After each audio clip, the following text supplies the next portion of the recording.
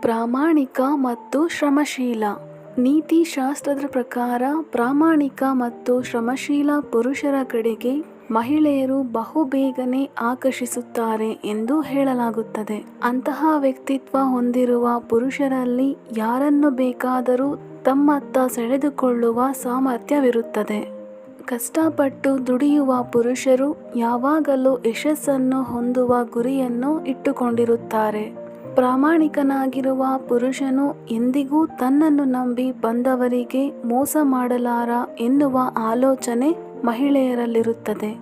ಮಹಿಳೆಯರಿಗೆ ಗೌರವ. ಮಹಿಳೆಯರನ್ನು ಯಾವ ಪುರುಷ ಗೌರವಿಸುತ್ತಾನೋ ಅವನನ್ನು ಮಹಿಳೆಯರು ಕೂಡ ಗೌರವಿಸುತ್ತಾರೆ ಮತ್ತು ಇಂಥವರತ್ತ ತುಂಬಾನೇ ಬೇಗ ಆಕರ್ಷಿತರಾಗುತ್ತಾರೆ.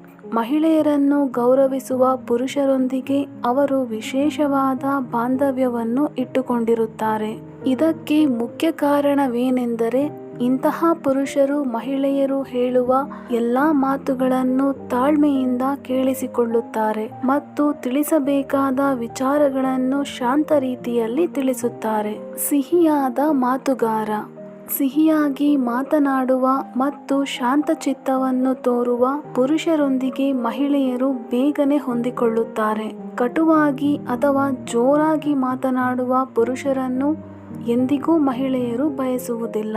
ಪುರುಷರಾಡುವ ಮಧುರವಾದ ಮಾತುಗಳು ಎಂತಹ ಸ್ತ್ರೀಯನ್ನಾದರೂ ಬದಲಾಯಿಸಿಬಿಡುತ್ತದೆ. ಎಂತಹ ಸಮಸ್ಯೆಗಳಿದ್ದರೂ ಶಾಂತವಾಗಿ ಹಾಗೂ ಸೌಮ್ಯವಾಗಿ ಎಲ್ಲವನ್ನೂ ನಿಭಾಯಿಸಿಕೊಂಡು ಹೋಗುವಂತವರಾಗಿರಬೇಕು.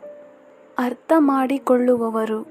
ಮಹಿಳೆಯರು ತಮ್ಮ ಮನಸ್ಸನ್ನು ಯಾರು ಚೆನ್ನಾಗಿ ಅರ್ಥ ಮಾಡಿಕೊಂಡಿರುತ್ತಾರೋ ಅವರಿಗೆ ತಮ್ಮ ಜೀವನದಲ್ಲಿ ವಿಶೇಷವಾದ ಸ್ಥಾನವನ್ನು ನೀಡಲು ಬಯಸುತ್ತಾರೆ.